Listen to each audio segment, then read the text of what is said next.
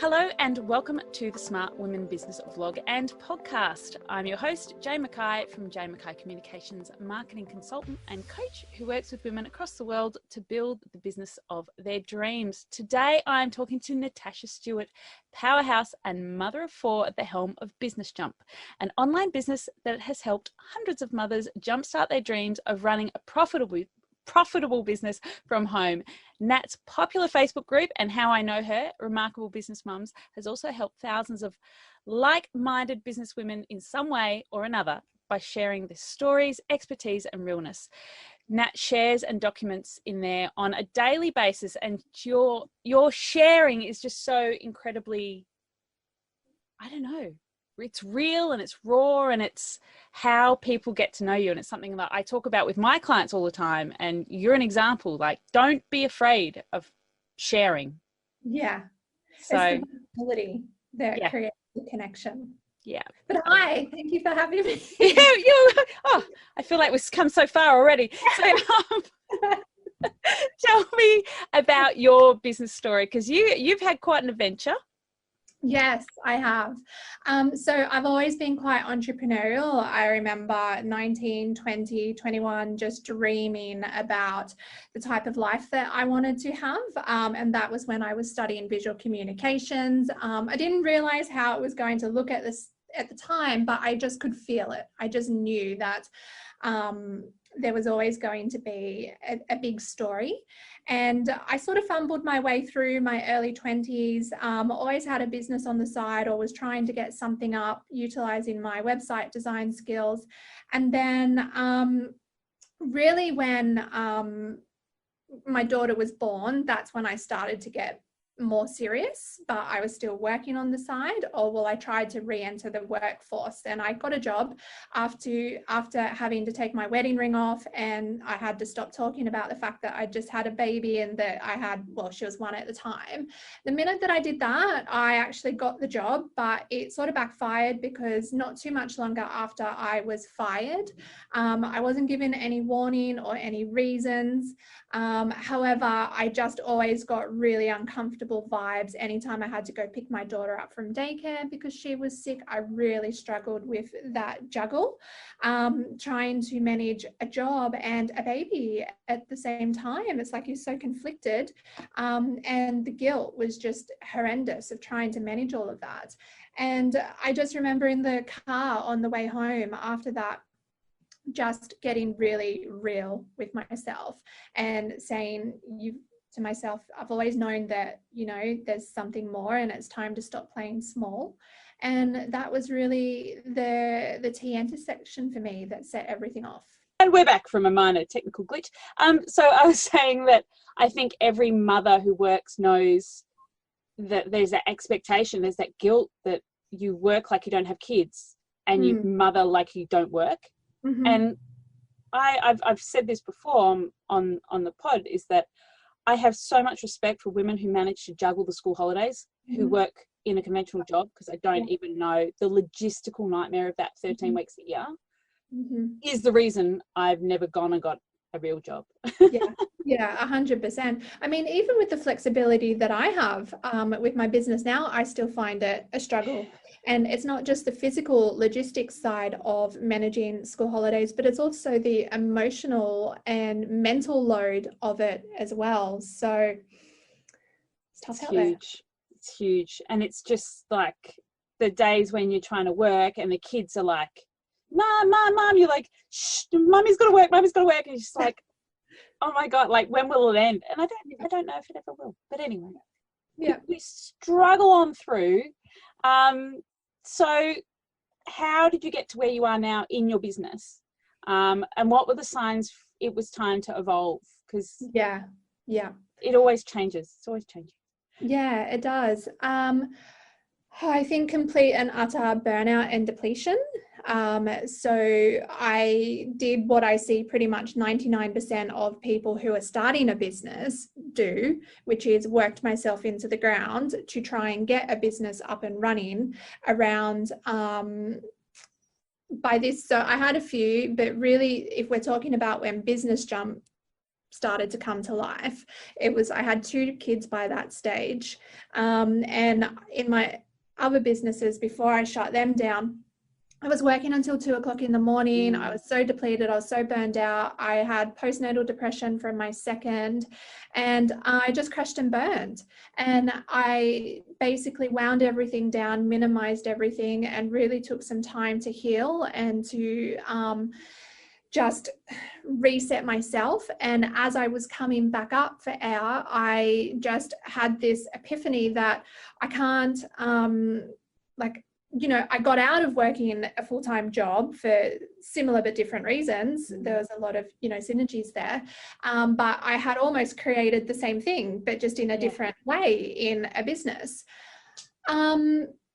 And I sold those businesses, and I realized that when I sold them, I actually had a really good skill set with my web design and my design experience. And I'm the type of person that can always think of ideas. I always have like 10 business ideas that I want to start. And I can't explain it. It just all unfolded. And I just sort of had the epiphany that actually I've just sold these businesses. I could also set another business up and sell it. And that was really how Business Jump started. But I knew that I didn't want to burn myself into the ground this time. So probably just from listening to podcasts, because I went on a huge sort of learning adventure as well. I was constantly absorbing content in terms of videos and podcasts and reading. And it was just like little bells that started to go off about, work smarter, not harder gets thrown around so much, like that it's lost its sort of meaning. But actually, it has a lot of meaning and potential, like it's incredible once you actually think about it. And I guess through P&D and through that depression, I just realized that, if I'm going to do this, it has to be sustainable, and I can't burn myself into the ground. And I'm just going to have to learn how to be a bit smarter this time around, because I didn't want to give up my sleep anymore for a child or a business. So important. And you don't realize how important until you're not getting any. Yes. Yeah. That's torture, isn't it? It's not a way to live. And so many people go into a business and then become employees in their own business. It's like, but without all the benefits of being an employee, like sick leave and holiday leave. And you're like, what am I doing? Like, it's not the way to live. We talk about lifestyle businesses gets thrown around a lot. Yeah. And one of my coaches talks about working 4 hours a day, 4 days a week, 44 weeks a year. And I'm like, oh, that's a nice goal. Yeah. But you need to have systems and efficiencies in place. Yeah. So that you can do that. Yeah. 100%. It doesn't just happen by magic.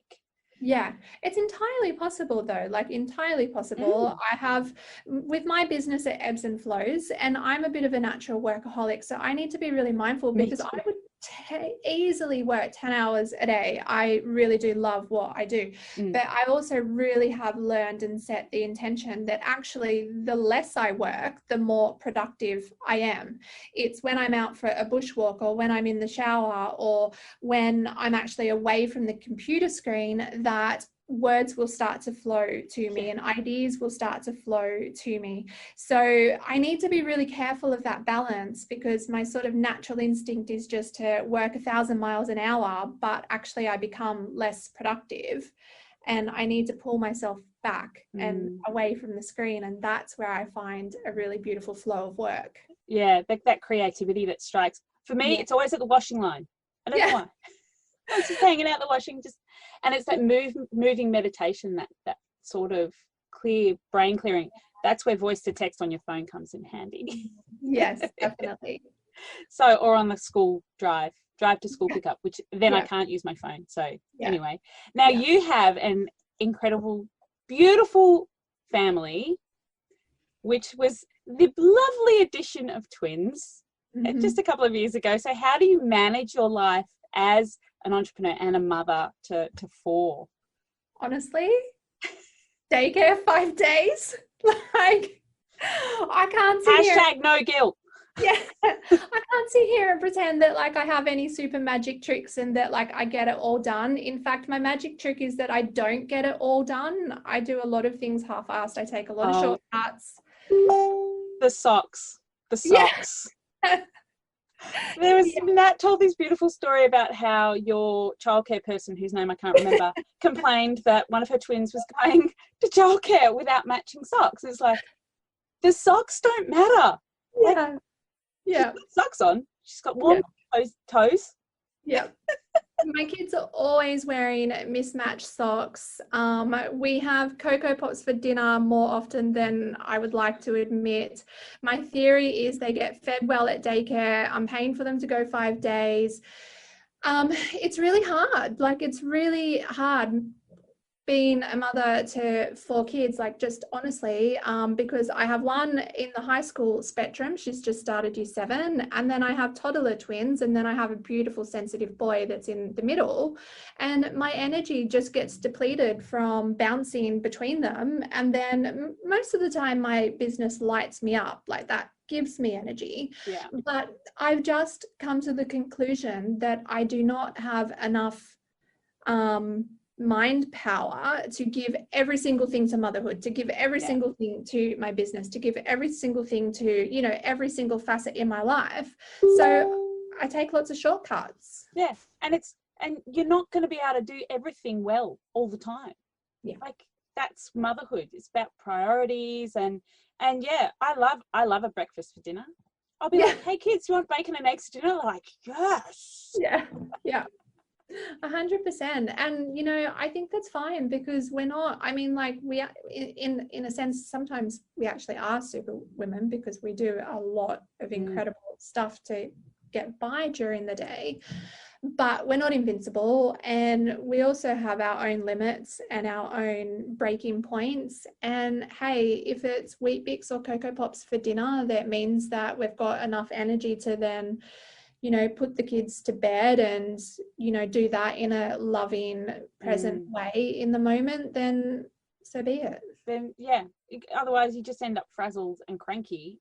And it's much better for the kids to not have a frazzled, cranky mum.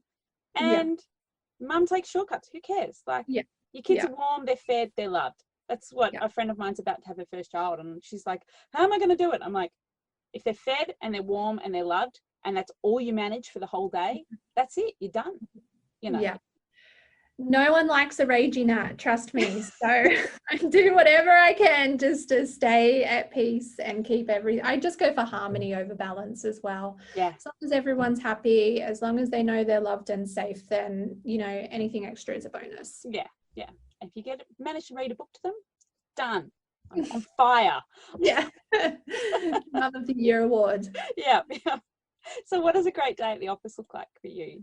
A great day for me. So with my kid's dad, I do the mornings, and he does the mornings. So he'll get them off to school, get them up, get them off to school, and do all the morning stuff. And then they're at daycare and they're at school. And then I do the afternoons. So I do pick up, dinner, get them to bed, all that type of stuff. So for me, a great day is getting up at about 5 and going to yoga. And basically that's when I reset my nervous system from the afternoon before, because you know, I think all mums know that the afternoons and the evenings and the witching hour and just cranky, tired kids, I just feel myself so hunched up and just so like stressed from going through that motion that I just go to yoga, and that just resets and regrounds me. And then it's getting to the office after that, like 7 or 7:30, and really just putting my music on and working in the flow.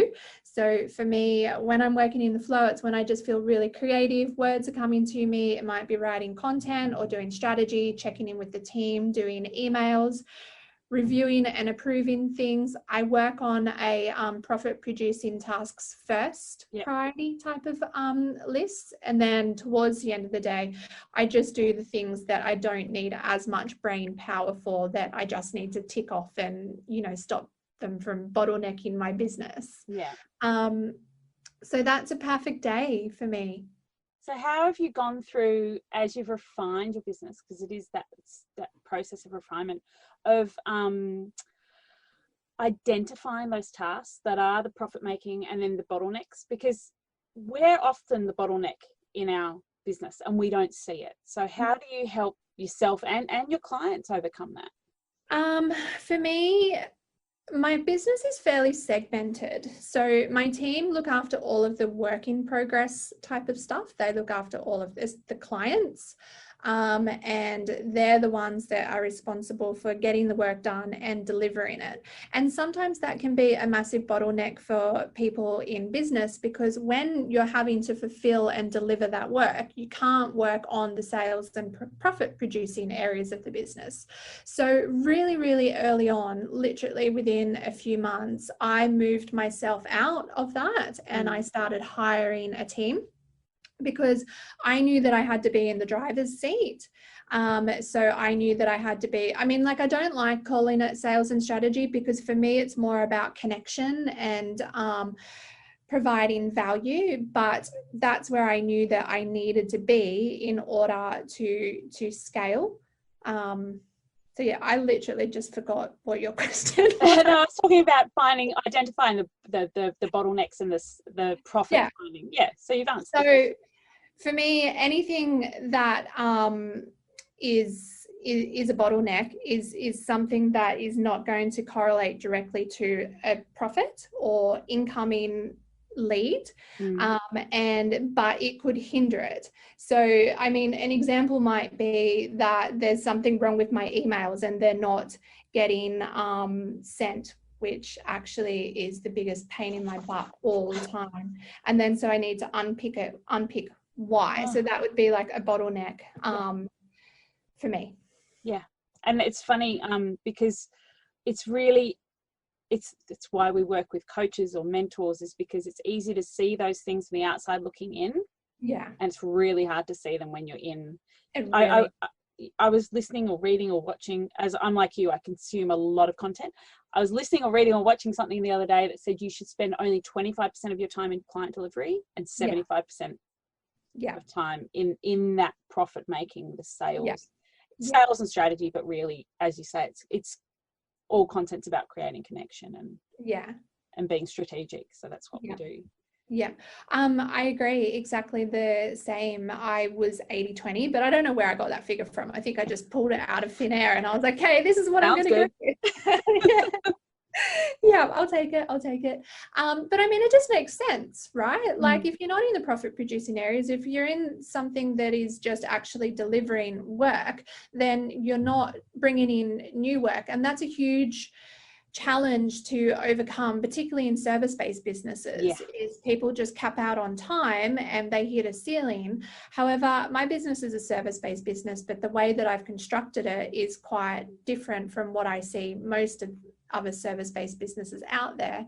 In fact, that I have a team that handle the majority for me, so I can stay in those profit producing and sales and strategy areas. And that's where my strengths are. I'm really bad at being organized, at details, analytics. Like, my team are always coming to me saying, why didn't you tell me that you changed the password to Instagram? And I'm like, sorry. Oh, was I meant to tell you that? Oh, sorry. Yeah. I was like, can't you just read my mind and guess? Funny. So yeah, and just positioning myself in the areas where I'm strong at and not beating myself up for not being good at being too organized or, things like that, because I've accommodated that with the team. It's interesting that because when you're in startup, you have a tendency to just take on all the work in service, because I work generally with service-based businesses, so take on all the jobs, and then there's a transition point, a tipping point, where your time becomes more valuable for your money than money. And that's when business owners should build a team. And obviously you came to that point very early, and instead of remaining in that time for money, impossible to scale situation, you transitioned over into, right, I'm going to have a team, I'm just going to live in my zone of genius, which is like the goal really for most service-based businesses. 100%. It sounds easy though, right? But there's actually a lot of mindset that we need to work through that as well. And one of the biggest things that I see is people, and I've also experienced this as well, is that we just feel that sometimes they won't do as good a job as what we can when we're trying to outsource. So there's a lot of mindset sort of strings to cut in order to make that flip, as well as the physical side of just, hiring someone as documenting processes.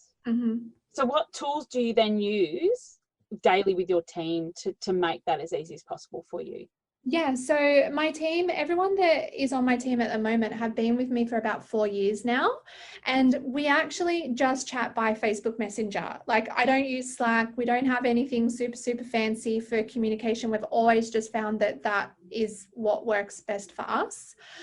We do use Asana though for the project management, so that I can go into Asana at any time and see where a job is up to. And if it's important notes, if it's important communication, then it will be noted in Asana. The Facebook Messenger is just more for like the day-to-day chat, but we use Asana for anything important that needs to be logged. We also use Active Campaign, so that does a lot of the onboarding and offboarding, a lot of the lead gen. I use Zapier quite a lot as well. And Google Drive. Everything's just stored on the Google Drive. So I love Google Drive. Yeah, I don't think that like we use anything too fancy. I think that it's just, you know, all pretty standard business stuff. Yeah. But a lot of people don't use tools. Yeah. So automation is one of the keys to scale. Yeah. But yeah, I'm in a Slack for one of the projects that I'm involved in, and it's just constant. Yeah. And it's like it would be logging in. It's like just as easy on Facebook Messenger. It's the same deal. I think so. I mean, anything that I need to approve, the team know just to email it to me, because I just sort of work off my email. If they were to put that into Facebook Messenger, that would get lost. I mean, they could put it in Asana too. I know they sort of want to, but I don't know. I just like using my email because I just, you know, go through my emails and then I know I've got everything done. So I guess I just try to minimize and narrow everything, but for their approvals, because I do have people on the team that will approve things on behalf of me as well for the more lower level general stuff. They do use Asana for that, but I guess I'm cheating the system and told them just email me instead. It's fine. I love, because email for me is like the last bastion. Like that's where all the important stuff is, and you can download it and archive it, and you know. It's where it's all the important stuff goes. So one of the things that I always talk about is imposter syndrome and dealing with the bad days in business. What do you have tools? Do you just sit in a puddle and cry? Oh my God. Some days. Let me get my book out and tell you about all my bad days. No, particularly, I mean, there are two things for me, right? Like imposter syndrome and bad days. Business Jump grew so fast within the first year or two, and that triggered all of my shadow work, my insecurities, my imposter syndrome. I really didn't think that I did anything to contribute to it, which is sort of funny now because, like, of course I did. But at the time, it was very hard, and Remarkables grew really fast as well.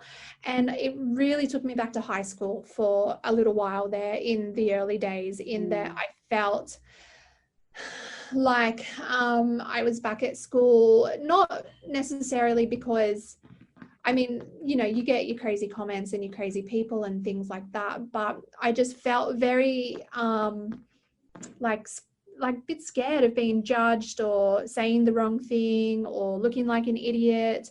I managed to push past that, and I just kept on posting anyway. And it took me quite a while, probably didn't come into my stride until maybe the third year of Business Jump, where if I got like a weird comment or someone that didn't agree with me or someone that didn't understand what I was saying, or, you know, just anything, it took me, a long time just to go, but that's on you. And and your perception and your opinion of me doesn't mean that it's right or true. And how do I know you're not some crazy psychopath that, you know, is like the biggest weirdo in the whole world? Like, if I knew that, would I then care about your opinion?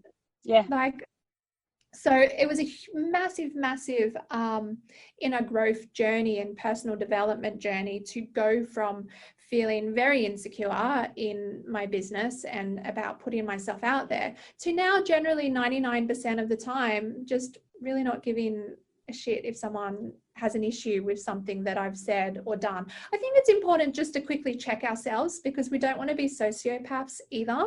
Yeah. But, you know, a quick check. No, I'm good. Okay. That's, you know, bye-bye. Yeah. It's, and that's what I say to my daughter, just because someone says something about you doesn't make it true. Yeah. And that's a really weird thing for us to try and reconcile in our brains. Yeah. Because we're social, we didn't grow up with social. You know, and it's I can't remember how long it's been around, 15 years or something, and it's still not like digital natives different, but it still can really trigger people. And there's this weird overwhelming need to be right, and that plays out on social all the time. It's like, why do you feel compelled to make me agree with you?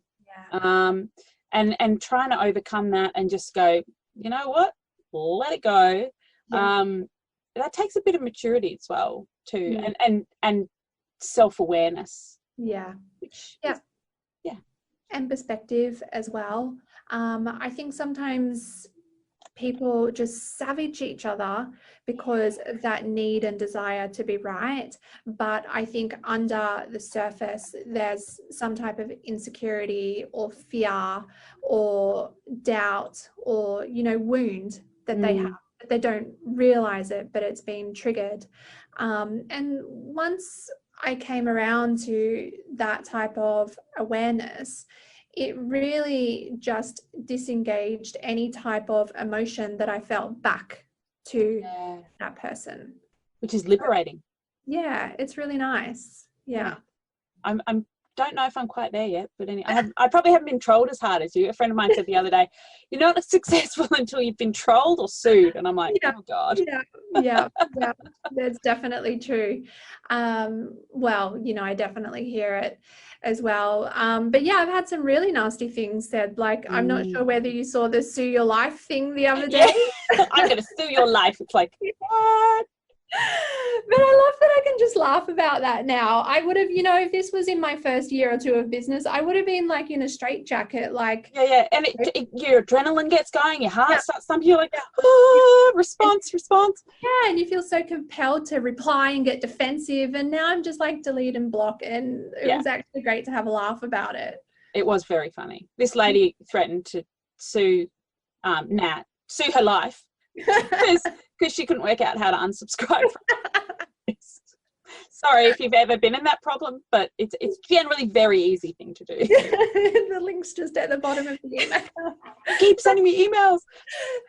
Just unsubscribe for you. I'll just remove you from my list. Oh my gosh. So I ask everyone this question, but obviously you've got a huge Facebook group, of which there is this incredible sense of community. But how do you maintain your sense of community, possibly beyond your group, because group is work, potentially? How do you mean, like, community is in friends and family? Well, how do you feel connected to the greater world when, like, it's like we work online? Yeah. I can go days without seeing another grown-up. Yeah. Well, I'm an introvert, so I actually love working by myself. I think that helps me a lot. I think if I were an extrovert, it would be a much bigger problem for me. But in terms of feeling connected, I keep everything in my life pretty minimal. So I really just focus on my bestest friends. And, you know, catching up with them is what makes me feel connected and happy, particularly my two best friends. We do dinner quite regularly. So for me, connection comes through those close relationships, and just spending, even if it's just 10 minutes at the end of the day, just like, I mean, I'll sit with my twins and we'll watch In the Night Garden. Oh, that makes me so tired. Yeah. I know. The music, like, I immediately go, oh, I'm just going to go to sleep with Eagle Pickle now. Yeah. Good night, Eagle Pickle. Just with them sitting with me and having their bottles, just even if I haven't spent any time with them, even if it's actually only 5 minutes, but just that connection there. And then in terms of connection with myself, it's really just For me, finding quietness and stillness, because as you know, the online world, it can get so noisy, and it's really easy to sit here and say, I don't really care too much for people's judgments online, but I think subconsciously it still seeps in maybe on some level as well. So for me, again, connection to myself is going to yoga, it's going for a bushwalk with my dog, it's going for a swim at the beach, it's just doing something that restores my energy. And it's that, you're right, that online world is so noisy, and the amount of information that we receive every day is astronomical, and I just don't think as humans we're actually necessarily equipped to deal with that. And that's why we have sleep issues and attention issues and anxiety and all of those things that they've always been there, but I think they've accelerated with the way the world is now. So just smelling your kid's head, it's like, I love you. As long as they're not annoying me. I have a 6-year-old boy. He's full on. He's nearly 7 now. It goes so fast. So what's your why? What keeps you motivated? I think I just have a knowing that I want to help and serve people. I also am the type of person that I really need freedom in my life. I was never cut out to work for someone else. It made me twitchy. I don't like being bossed around. But I think it goes beyond that. I think deep down, the reason why I write so much about mental health and about just being real is because, and that's actually probably another way to answer your question from a second ago, is because it actually makes me feel connected as well. But maybe that's more connection to the online world or to other people. I don't know. But that's just what lights me up. So, I love it when so I block out Mondays and Fridays for content. And like Friday, I was like in flow, and it was just like, it's such a beautiful feeling. And you know that when you're producing some really like big pieces of content or connected pieces of content, really honest pieces of content, someone's going to benefit from reading that and feel helped. And maybe you just get them one step along the path to where they want to be through that. I've always just gone with the I don't know what it is, but the thought process of, even if it's just one person that it makes a difference to, because sometimes it can be easy to, and particularly in the earlier days, to look at the likes, to look at the comments, to look at the engagement. But I just resolved that in myself by saying to myself, you know what, if it's helped one person, then that's all I care about. And I absolutely love getting private messages or and comments, but if someone just says, you know what, I really needed that today, it's just like, oh, that's so nice. That's what I love. That's what I'm here for. I'm glad my misery could help you. I'm glad it's got a purpose. But it's funny because that writing through misery helps you process the misery. I'm writing for myself a lot of the time. That's how my whole business started, was I was writing a blog for myself because I was in a job I didn't like and I was so bored. I just started writing, and it was like an old WordPress.com blog, and people were like, can you do some writing for me? And that was 12 years ago. Do you know, I think it's almost the best way, because there's no pressure, is there? I see so many people get hung up about trying to write something that they think is going to engage other people, impress other people. They're worried about whether they're going to get judged or not. But I think that if you just write from yourself, that's when it's going to be the most transparent and the most authentic and the most vulnerable. And that's like your secret, like, potion, isn't it? That's exactly what I was writing about on Friday. Yeah. One day I will put that blog, I'll share that blog on Monday, hashtag share fave posts in Remarkable Business Moms, because it's when you get that, because if you're coming from a place where you're trying to sound like someone else and all the cookie cutters and all the incredibly successful women that we see, you're just in a sea of sameness where you're trying to compete with the big fish, and your voice doesn't stand out, and that's when anyway. Writers, we could talk all day about writing. So what are your tips then for the smart women in business across Australia and the world? And I think we've just tapped into one of them. Tips for just business or anything? Tips, for, well, anyone, any fave tips? Yeah, my biggest tip is start with yourself first before business, or if you're in business and feeling stuck or overwhelmed or not sure, or even if things are coasting along, for me, every single day I'm constantly focusing on restoring my energy. So I really try to avoid ever sitting down at the computer where I'm just feeling completely frazzled and overwhelmed and stressed out.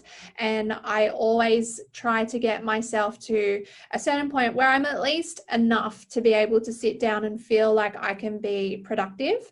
I feel like it's really, really easy to try and work in a state where we're not really paying attention to where our energy's at, where our creativity's at, where our emotions are at.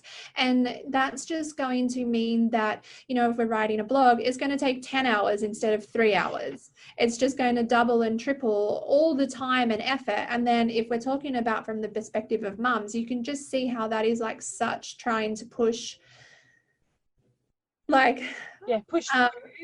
When in fact, if you just went off and had a 30-minute nap and came back, you'd probably feel better.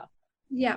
Or a meditation or yoga, or just breathing for 5 minutes or even 5 seconds, you know. So my biggest tip is just always start with self first, and then within that, it's also I believe about doing the inner work as well. So if someone does comment something and you get triggered, it's like, why are you getting triggered? And then that might mean something, and then it's like, okay, well, why does that mean something? And then where did that come from? And there's a lot of healing that we can do. I always say that business is just as much a personal development journey as it is a business journey.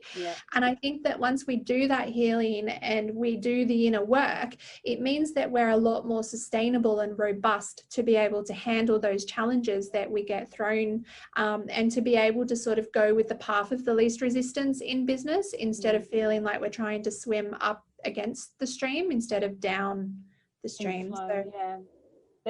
We feel that it has to be hard, and it doesn't. No, it actually really doesn't. But I don't think that it's, I mean, correct me if you think I'm wrong. It took me a while to figure it out, but I don't necessarily think that it's a common knowledge to actually look and honor, like look after and honor ourselves as part of the business equation. It's exactly what I keep saying. And I was talking about it yesterday. It may have been in your group, I can't remember, but you are the most valuable asset in your business. And I've burned out, you've burned out at various stages of our business. If you do that, coming back from that takes years, months, years. And you need to put in place protection for you.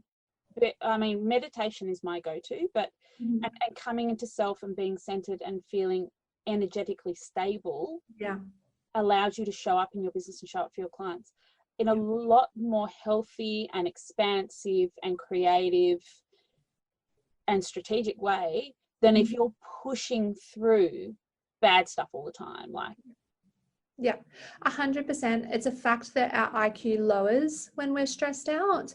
And again, as mums, we've got limited time, we've got limited bandwidth. So why wouldn't we go for those areas where we can tap into to be more productive, to be more efficient? And it really just all tracks back to our energy, and the type of thoughts and the type of actions and the type of intentions that we're putting out, and working from a perspective of attracting things into us rather than trying to project and chase. And once I was able to flip that and flip my energy to being more of a magnet, and instead of getting all frazzled, just having this inner knowing that everything was going to be okay, I was always exactly where I'm meant to be, and keeping my energy as best as I can, because it does get very depleted still with 4 kids. But, you know, keeping my energy just in this really nice, beautiful state of flow, then, I mean, you can co-create with the universe anything. Once you have that type of grounding and foundation. And it takes work. It's not a do one meditation and you're good. It's constant. I love it. Thank you. How can listeners find out more about you and your work? Well, they can pop over to Remarkable Business Mums on Facebook and join my Facebook group, or they can jump over to businessjump.co.au if they want to find out more information about having us help them start a business. Brilliant. Thank you. I'll put all the links in the show notes, and thank you so much for your time today. My pleasure. Thank you for having me. You've been listening to the Smart Women in Business podcast. If you've enjoyed this episode, please leave us a review and don't forget to subscribe.